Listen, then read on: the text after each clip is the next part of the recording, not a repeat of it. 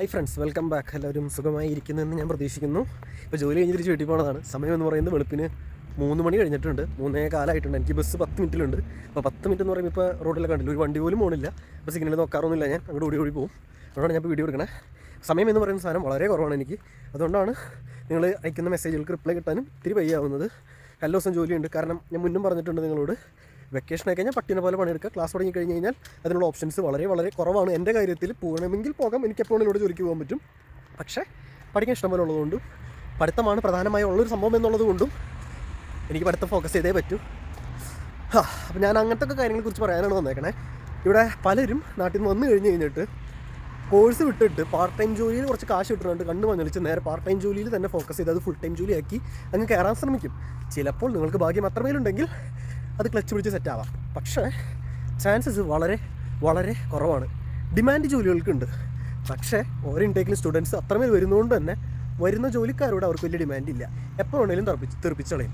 നമ്മൾ ശമ്പളം കൂടി ചോദിച്ചാൽ അവർക്ക് മാറ്റി അടുത്ത ആളെടുക്കും. കാരണം അത്ര വരുത്ത് സ്റ്റുഡൻസാണ് ഓരോ ഇൻടേക്കിലേക്ക് വരുന്നത്. അപ്പോൾ നിങ്ങൾ ഇവിടെ എത്തിക്കഴിയുമ്പോൾ തന്നെ നിങ്ങൾക്കൊരു ജോലിയിൽ കുറച്ച് കാശും കാര്യങ്ങളൊക്കെ സെറ്റായി കഴിഞ്ഞ് കഴിഞ്ഞാൽ അടുത്തും വിടാതിരിക്കാൻ നോക്കാം. കാരണം അവസാനം നിങ്ങളുടെ ഒരു ഡിഗ്രി ഇല്ലെങ്കിൽ ഒരു വില ഉണ്ടാവില്ല. എനിക്ക് പേഴ്സണലി അറിയാവുന്ന ആൾക്കാർ ഇവിടെ ഉണ്ട്. അപ്പോൾ അവരെൻ്റെ അടുത്ത് പറയാറുണ്ട്, നീ ഇപ്പോൾ സ്റ്റുഡിയോയിൽ വലിയ തേങ്ങ വാങ്ങുകയാണെങ്കിലും അപ്പോൾ അടുത്ത് ഉപേക്ഷിക്കാൻ നിൽക്കരുത്. അവർക്കിവിടെ ഒരു അഡ്വർടൈസ്മെൻറ്റ് കൊടുത്തു കഴിഞ്ഞാൽ ഇഷ്ടം പോലെ സ്റ്റുഡൻസിനെ കിട്ടും. അപ്പോൾ നീ സൂക്ഷിച്ചാൽ നിനക്ക് കൊള്ളാം എന്നാണ് അവർ പറയാറ്. അപ്പോൾ അവർ ആദ്യം പറഞ്ഞാൽ ഞാൻ മൈൻഡ് ചെയ്യാറില്ല. പക്ഷേ ഞാൻ ഇവിടെ തന്നെ ആ ഒരു സംഭവം എക്സ്പീരിയൻസ് ചെയ്തപ്പോൾ എനിക്ക് സംഭവം സീരിയസ് ആയിട്ട് തോന്നി. കാരണം ആരെ വേണമെങ്കിലും ഇവിടെ റീപ്ലേസ് ചെയ്യാൻ പറ്റും എളുപ്പത്തിൽ. അപ്പോൾ നിങ്ങൾ ആ ഒരു കാര്യം മനസ്സിൽ വെക്കാൻ നോക്കുക, അല്ലെ പണി പാടും. വന്നു കഴിഞ്ഞ് പഠിക്കാനാണ് വരുന്നതെന്നുണ്ട്. വരുമ്പോൾ ഒരു റോഡിൽ പണി നടക്കുക, പാതിരാത്രി കണ്ടില്ലേ, ഇത് രസമായിട്ടാ ഈശ്വര വണ്ടിയൊന്നും ഇരിക്കല്ലേ. അപ്പോൾ വന്നു കഴിയുമ്പോൾ പഠിക്കാനാണ് നിങ്ങൾ വരുന്നതെന്നുണ്ടെങ്കിൽ പാർട്ട് ടൈം ജോലി എന്നും പറഞ്ഞ് കോഴ്സ് ഡ്രോപ്പ് ചെയ്യാതിരിക്കുക. പിന്നെ നിങ്ങൾ നാട്ടിൽ നിന്ന് വരുമ്പോൾ തന്നെ പരമാവധി ലോണിൻ്റെ കാര്യങ്ങളൊക്കെ നോക്കി ശരിയാക്കിയിട്ട് വരാം. ഫൈനാൻഷ്യൽ ഇഷ്യൂസ് കാര്യങ്ങളൊക്കെ ഉണ്ടെന്നുണ്ടെങ്കിൽ. കാരണം ഇവിടെ എത്തിക്കഴിഞ്ഞ് പാർട്ട് ടൈം ജോലി വഴി നിങ്ങളുടെ യൂണിവേഴ്സിറ്റി ഫീസ് അടയ്ക്കാൻ പറ്റുമോ എന്നുള്ളതൊരു വലിയ ചോദ്യമാണ്. അത് പോളണ്ടിൽ മാത്രമല്ല, യൂറോപ്പ് മൊത്തത്തിൽ. ഏത് ഏജൻസിക്കാർ എങ്ങനെയൊക്കെ നിങ്ങളെ സൂചിപ്പിച്ച് പറഞ്ഞാലും നിങ്ങളിവിടെ എത്തിക്കഴിഞ്ഞ് അപ്പോഴത്തെ സാഹചര്യം അനുസരിച്ചിട്ടാണ് മൊത്തം കാര്യങ്ങൾ. ഇപ്പോൾ എൻ്റെ ഒരു കാര്യം പറയുകയാണെങ്കിൽ, എൻ്റെ ഫീസ് എനിക്ക് കുറവായിരുന്നുവെങ്കിൽ എനിക്ക് പുഷ്പം പോലെ അടയ്ക്കാൻ പറ്റും എൻ്റെ ഒരു സാഹചര്യം വെച്ച്. പക്ഷേ എൻ്റെ കൂട്ടുകാരനോട് ഒരുത്തനുണ്ട്, അവൻ പണിയുണ്ടോയെന്ന് വെച്ചാൽ പണിയുണ്ട്, പക്ഷേ അവന് മണിക്കൂറിനുള്ളത് വളരെ വളരെ കുറച്ചാണ്. ഒരു 12 സ്ലോട്ടി അല്ലെങ്കിൽ 13 സ്ലോട്ടി അല്ലെങ്കിൽ ഒരു 14 സ്ലോട്ടി അത്രയൊക്കെ കിട്ടുന്നുള്ളൂ.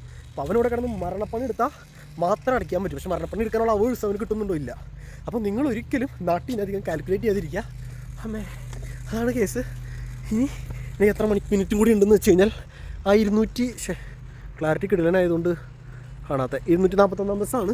വളരെ കുറച്ച് മിനിറ്റുകളിനുള്ളിൽ വരുന്നതായിരിക്കും. അപ്പോൾ എനിക്ക് പറയാനുള്ള കാര്യം നിങ്ങൾക്ക് മനസ്സിലായില്ല. നിങ്ങൾ നാട്ടിൽ നിന്ന് വരുന്നവരൊക്കെയാണ്. വരുമ്പോൾ തന്നെ കുറച്ച് പണിയെടുത്ത് കുറച്ച് കാശ് കൈ കയറുമ്പോൾ നിങ്ങൾ വന്ന ഉദ്ദേശം മറക്കാതിരിക്കുക. കാരണം അങ്ങനെ മറന്ന് കോഴ്സ് ഡ്രോപ്പ് ഔട്ട് ചെയ്ത് ആ ജോലിയിൽ നിൽക്കാൻ പറ്റും എന്ന് പ്രതീക്ഷിച്ച് ആ ജോലിയിൽ നിന്ന് പിരിച്ചുവിട്ട് സ്റ്റുഡൻറ്റ് സ്റ്റാറ്റസും ഇല്ല, വിസ എക്സ്പയറായി, ഒന്നിനും പറ്റാത്തൊരവസ്ഥയുണ്ട്. അതൊരു വല്ലാത്തൊരവസ്ഥയാണ്. അതായത് നിങ്ങളത് ആലോചിച്ച് നോക്കുക, നിങ്ങൾ വിസ 1 വർഷത്തെ വിസയിൽ വരണം. അത് തീരാറാവുമ്പോഴേക്കും നിങ്ങളുടെ ജോലി ചെയ്യുന്ന സ്ഥാപനം നിങ്ങളങ്ങോട്ട് സൂചിപ്പിച്ചിട്ട് നിങ്ങൾക്ക് ഫുൾ ടൈം ജോലി തരാം, മറ്റേ തരാം, മറിച്ച് തരാം എന്ന് പറഞ്ഞ് നിങ്ങൾ കോഴ്സ് ഡ്രോപ്പ് ഔട്ട് ചെയ്ത് ഇവിടെ ചിലപ്പോൾ ഒരു 1-2 മാസം ഫുൾ ടൈം ആയിട്ട് നിൽക്കും. അപ്പോൾ നിങ്ങളുടെ വിസയുടെ അങ്ങനെ പോയിക്കൊണ്ടിരിക്കുന്നു. വിസ വാലിഡ് ആയിടത്തോളം ഈ പരിപാടികളൊക്കെ നടക്കും. അപ്പോൾ വിസ അങ്ങനെ നീണ്ടുകൊണ്ടിരിക്കണം. അത് നിങ്ങൾക്ക് TRC ഡോക്യുമെൻറ്റ്സും തരാമെന്ന് പറയണു. അത് കഴിഞ്ഞ് TRC ഡോക്യുമെൻറ്റ്സ് തന്നില്ലെങ്കിൽ അവസ്ഥയുണ്ട്. നിങ്ങൾക്ക് സ്റ്റുഡൻറ്റ് സ്റ്റാറ്റസും ഇല്ല, ഇതും അപ്ലൈ ചെയ്യാൻ പറ്റില്ല. പിന്നെ നിങ്ങൾക്ക് ഏതെങ്കിലും കമ്പനിയോ അല്ലെങ്കിൽ ഏതെങ്കിലും ഉടായ്പ സ്കീമോ അവർ പറയുന്ന കാശ് കൊടുത്തോടെ നിങ്ങൾക്ക് കിട്ടി പറഞ്ഞാൽ TRCക്ക് അപ്ലൈ ചെയ്യാൻ കാര്യങ്ങളൊക്കെ. നിങ്ങൾ സ്റ്റുഡൻ്റ് ആയിട്ട് വരാണെങ്കിൽ പരമാവധി ആ കോഴ്സ് കംപ്ലീറ്റ് ചെയ്യാൻ നോക്കാം. അതായിരിക്കും ഏറ്റവും നല്ലത്. കോഴ്സ് കംപ്ലീറ്റ് ചെയ്ത് കഴിഞ്ഞ് കഴിഞ്ഞാൽ നിങ്ങളുടെ ഒരു ഡിഗ്രി ഉണ്ട്, അത് യൂറോപ്പിൽ മൊത്തം അക്രഡിറ്റഡ് ആയിരിക്കും. അങ്ങനെ കുറേ കാര്യങ്ങളുണ്ട്. അപ്പോൾ ആ കാര്യങ്ങളൊക്കെ നിങ്ങൾ മനസ്സിൽ വെക്കുക. കാരണം ഞാൻ പലരിലും കണ്ടാക്കുന്ന ഒരു സംഭവമാണ് ഞാൻ പറയണേ. ഞാൻ പറയുന്ന റിപ്പിറ്റേഷൻ വന്നതെന്നാണ് എൻ്റെ ഒരു പ്രതീക്ഷ. കാരണം തിരക്ക് പിടിച്ച് ഓടി വന്നതിൻ്റെ പേരിലും ബസ് വരാറായോ എന്ന് ഞാൻ ഇവിടെ നിന്ന് തന്നെ നോക്കുന്നതിൻ്റെ പേരിലും അതിനൊരു സാധ്യതയുണ്ട്. അതെ, ഇത്തരം കാര്യങ്ങളൊക്കെ എനിക്ക് ഈ ഒരു കുഞ്ഞു വീഡിയോയിൽ പറയാനുള്ളത്. ഇതെന്തുകൊണ്ട് ഇപ്പോൾ പറയുന്നതെന്ന് വെച്ച് കഴിഞ്ഞാൽ, നമ്മൾ ജോലി കഴിഞ്ഞ് ഇറങ്ങുന്ന സമയത്ത് നമുക്കൊരു വല്ലാത്തൊരു ത്വര വരും ആരെയൊക്കെ ഒന്ന് മോട്ടിവേറ്റ് ചെയ്യാനായിട്ട്. ആ ഒരു ത്വരയാണ്, വേറെ പ്രത്യേകിച്ചൊന്നുമില്ല. പിന്നെ ഇവിടെ എത്തിക്കഴിഞ്ഞാൽ പാർട്ട് ടൈം ജോലിയുടെ കേസ് ഞാൻ സ്ഥിരമായി എല്ലാ വീഡിയോയിലും ത്വരയായി പറയുന്ന കേസുകൾ തന്നെ വരുമ്പോൾ ഓൺലൈനായിട്ടും ഓഫ്ലൈനായിട്ടും നല്ല രീതിയിൽ അപ്ലൈ ചെയ്യുക. ഏതാണോ നല്ലത് എന്ന് നിങ്ങൾക്ക് മാത്രമേ പറയാൻ പറ്റൂ. കാരണം ആ ഒരു സ്റ്റേറ്റിലായും നിങ്ങൾ വന്നേക്കുന്ന ഒരു ചുറ്റുവട്ടത്തിൽ ഇതനുസരിച്ചിട്ടാണ് കാര്യങ്ങൾ പറയുന്നത്. ഇപ്പോൾ എൻ്റെ ഇവിടെ ആണെങ്കിൽ 2 രീതിയും ഓക്കെയാണ്. റെസ്ലോയിൽ വാർസോയിലാണെങ്കിൽ ഞാൻ കുറേ പേരോട് ചോദിച്ചപ്പോൾ 2 രീതിയിലും വലിയ കാര്യമില്ല എന്ന് പറഞ്ഞു. ഭാഗ്യം എന്നുണ്ടെങ്കിൽ മാത്രമേ കിട്ടുള്ളൂ എന്ന് പറഞ്ഞു. അപ്പോൾ അതൊക്കെയാണ് കാര്യങ്ങൾ. പിന്നെ ഒരു കാര്യം കൂടി പറയാൻ പറ്റൂ, ഏറ്റവും കൂടുതൽ സ്റ്റുഡൻസിന് ഇവിടെ ജോലി കിട്ടുന്ന 2 പ്ലാറ്റ്ഫോംസ് എന്ന് പറയുന്നത്. ഇപ്പോൾ ഞാൻ കുറേ പേരോട് ചോദിച്ചിട്ട് അവർ പറഞ്ഞ 2 പ്ലാറ്റ്ഫോംസ്. ഒന്ന് ഫേസ്ബുക്ക് ഗ്രൂപ്പ്സ് എന്ന് പറയുന്നത് നിങ്ങൾ ഏത് സിറ്റിയാണോ ആ city part time jobs in that city, ആ ഒരു പർട്ടിക്കുലർ സിറ്റി എന്ന് സെർച്ച് ചെയ്ത് കഴിഞ്ഞാൽ കുറേ ഗ്രൂപ്പ്സ് കിട്ടേണ്ടതാണ് ഫേസ്ബുക്കിൽ. ആ ഗ്രൂപ്പിലൊക്കെ ജോയിൻ ചെയ്യുക. അപ്പോൾ ആരെയൊക്കെ ഈ അഡ്വർടൈസ്മെൻറ്റ് പോലെ ഇടും. അതൊരു വളരെ നല്ല ഓപ്ഷനാണ്. രണ്ടാമത്തെ ഓപ്ഷൻ എന്ന് പറയുന്നത് OLX.pl ആണ്. അതിനകത്തുനിന്നും ഇഷ്ടം പോലെ കിട്ടുന്നവരുണ്ട്. ഇപ്പോൾ ഞാൻ ജോലി ചെയ്യുന്ന ഫേമിലായാലും ഏറ്റവും കൂടുതൽ ആൾക്കാർക്ക് ജോലി കിട്ടുന്നത് ഈ പറയുന്ന OLX നിന്നാണ്. അത്രേ ഉള്ളൂ. പിന്നെ ഇൻറ്റേൺഷിപ്പ് കാര്യങ്ങളൊക്കെ നോക്കുകയാണെങ്കിൽ OLX ഓപ്ഷനാണ്. പക്ഷേ അതിൽ ഏറ്റവും നല്ല ഓപ്ഷൻ എന്ന് പറയുന്നത് LinkedIn ആണ്. നിങ്ങൾ വീട്ടിലിപ്പോൾ വിസ അടിച്ച് അല്ലെങ്കിൽ വെറുതെ ചൊറിയും കുത്തിയിരിക്കുന്നവരാണെങ്കിൽ LinkedIn നല്ലൊരു പ്രൊഫൈൽ ക്രിയേറ്റ് ചെയ്ത് നല്ല രീതിയിൽ തപ്പിക്കോ. വളരെ വളരെ നല്ല രീതിയിൽ നിങ്ങൾക്ക് ഉപകാരപ്പെടും. ഇത്രയും പറഞ്ഞുകൊണ്ട് നമുക്ക് ഒരു കുഞ്ഞു വീഡിയോ അവസാനിപ്പിക്കാം. ഇനിയിപ്പോൾ ചെല്ലണം, കുളിക്കണം, എന്നിട്ട് കിടന്നുറങ്ങണം, എന്നിട്ട് ബാക്കി പരിപാടികൾ കിടന്നുറങ്ങി പിന്നെ നാളെ വൈകുന്നേരം ഷിഫ്റ്റാണ്. ഞാൻ ജോലി ചെയ്യുന്ന എന്നോട് ഇപ്പോൾ രാത്രി വരാനാണ് പറഞ്ഞേക്കണേ. കാരണം അവരിപ്പോൾ 24 മണിക്കൂർ ഓടിക്കാനുള്ള പരിപാടിയാണ്. അപ്പോൾ വൈകുന്നേരം പോയി അവിടെ ചൊറിയും കുത്തിരിക്കുന്നതാണ് എൻ്റെ പ്രധാന പരിപാടി. ചൊറിയും കുത്തിയല്ല, എന്തെങ്കിലുമൊക്കെ പണി ചെയ്യും, അല്ലെങ്കിൽ മോശമല്ലേ.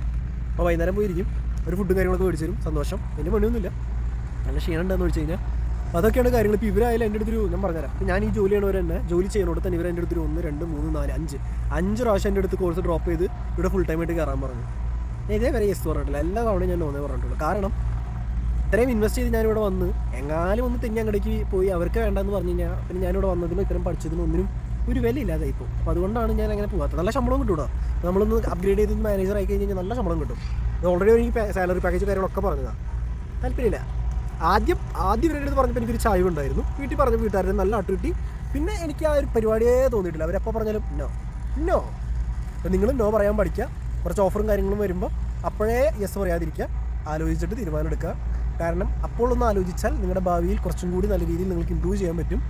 കാരണം നമ്മളെല്ലാവരും ഇമ്പ്രൂവ് ചെയ്യാനുള്ള നാട്ടിൽ നിന്ന് കയറിയുന്നത്. അപ്പോൾ അത്രയും പറഞ്ഞുകൊണ്ട് നമുക്ക് ഈ ഒരു കുഞ്ഞ് ഉപദേശിക്കൽ എന്ന് പറയപ്പെടുന്ന ഈ ഉപദേശ വീഡിയോ നമുക്ക് അവസാനിപ്പിക്കാം. അപ്പോൾ ശരി, ബൈ. ബസ് എത്ര മിനിറ്റ് കൂടി ഉണ്ടെന്ന് നോക്കട്ടെ, എന്നിട്ട് വേണമെങ്കിൽ ഞാൻ എന്തെങ്കിലുമൊക്കെ ഇരുന്ന് പറയാം. വെറുതെ ഓടിച്ചാടി വന്നു ഗൈസ്. ഇനിയുണ്ട് എനിക്ക്. ഫോണിൻ്റെ ക്യാമറ ഒക്കെ ആകെ മോശമായി. 3:09, 3:07 ആയിട്ടുള്ളൂ. നിങ്ങളൊന്ന് വെയിറ്റ് ചെയ്ത് 2 മിനിറ്റും കൂടി. കൃത്യസമയത്ത് ബസ് തരണം, ഞാൻ കാണിച്ചു തരാം. ഒന്നല്ലെങ്കിൽ 1 മിനിറ്റ് നേരത്തെ, അല്ലെങ്കിൽ കൃത്യസമയത്ത്. ഇനി നമുക്ക് എന്താ പറയാൻ പറ്റാം? ഞാൻ വേണമെങ്കിൽ കാലാവസ്ഥേനെ കുറിച്ച് പറയാം. 2 ദിവസം മുന്നേ നല്ല കട്ടയ്ക്ക് മഴയായിരുന്നു, വെള്ളം കെട്ടി നിൽക്കുന്ന രീതിയിൽ. പക്ഷേ ഇന്നിപ്പോൾ ഒരു നോർമൽ കാലാവസ്ഥയാണ്. നമ്മുടെ നാട്ടിലെ ക്രിസ്മസിനൊക്കെ ഒരു കാലാവസ്ഥയില്ല, ആ ഒരു കാലാവസ്ഥ. അപ്പോൾ വൈകുന്നേരങ്ങളിൽ ഇതാണ് കാലാവസ്ഥ. പകൽ സമയത്ത് നല്ല വെട്ടമാണ്, കണ്ണടിച്ചു പോകണ വെട്ടം. അത്രേ ഉള്ളൂ കാലാവസ്ഥയെ കുറിച്ച് പറയാൻ. ഇനിയിപ്പോൾ തണുപ്പ് എപ്പോഴാകുമെന്ന് പലർക്കും ചോദിക്കാനൊരു സാധ്യത ഉണ്ട്. പലർക്കും സാധ്യത ഉണ്ട്.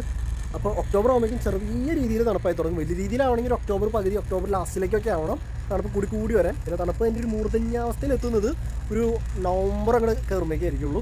അത്രയും പറഞ്ഞുകൊണ്ട് ഞാൻ ഈ ഒരു കുഞ്ഞു വീഡിയോ അവസാനിപ്പിക്കുകയാണ്. കാരണം അങ്ങ് ദൂരെ കണ്ടില്ല, അങ്ങ് ദൂരെ ക്യാമറയുടെ ക്ലാരിറ്റി പരിതാപകരം. ചേട്ടാ കമോൺ മാൻ സൂം. എൻ്റെ ബസ് അവിടെ വന്നിട്ടുണ്ട്. കണ്ട് നിങ്ങളെ കാണിക്കണമെന്ന് വളരെ ആഗ്രഹമായിരുന്നു. ആ ബസ് അവിടെ പറഞ്ഞിട്ടില്ല, എൻ്റെ ബസ്സാണ്. അപ്പോൾ ഈ വീഡിയോ ഞാൻ അവസാനിപ്പിക്കുകയാണ്. ശരി, എന്നാൽ വീട്ടിൽ പോട്ടെ. ബാക്കി പരിപാടിയിൽ വന്നിട്ട് ആർക്കെങ്കിലും എന്തെങ്കിലും എന്നോട് ചോദിക്കാനുണ്ടെങ്കിൽ ഇൻസ്റ്റഗ്രാമിൽ മെസ്സേജ് അയക്കി. അപ്പോൾ ശരി, ബൈ. പിന്നെ ഞാൻ ഈ ബസ് സ്റ്റോപ്പിൽ ഞാൻ ഒറ്റയ്ക്കുള്ളൂ. സെക്യൂരിറ്റിയുടെ കാര്യം പലരും ചോദിക്കാറുണ്ട്. ഇതൊക്കെ തന്നെയാണ് ഇവിടുത്തെ സെക്യൂരിറ്റി. നമ്മളെ പിടിച്ചുകൊണ്ട് പോകാൻ അങ്ങനെ ആരുമൊന്നുമില്ല. പിന്നെ അത്രയും പട്ടിക്കാടും ഒരു മനുഷ്യജീവി പോലും ഇല്ലാത്ത സ്ഥലമാണെങ്കിൽ ചിലപ്പോൾ നിങ്ങൾ വേണമെങ്കിൽ പിടിച്ചോണ്ട് പോകാം. ഓരോരുത്തരുടെ ഭാഗ്യം പോലെയാണ്.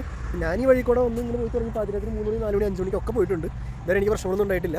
പൊതുവേ ഞാനും ഇവിടെ ഏതെങ്കിലും റോഡ് പണി നടത്തുന്ന ടീമുകളൊക്കെ ഉണ്ടാവാറുള്ളൂ. അപ്പോൾ അത്രയും പറഞ്ഞുകൊണ്ട് നമുക്ക് വീഡിയോ അവസാനിപ്പിക്കാം. ശരി, എന്നാൽ എൻ്റെ ബസ് ഒന്നും ബൈ.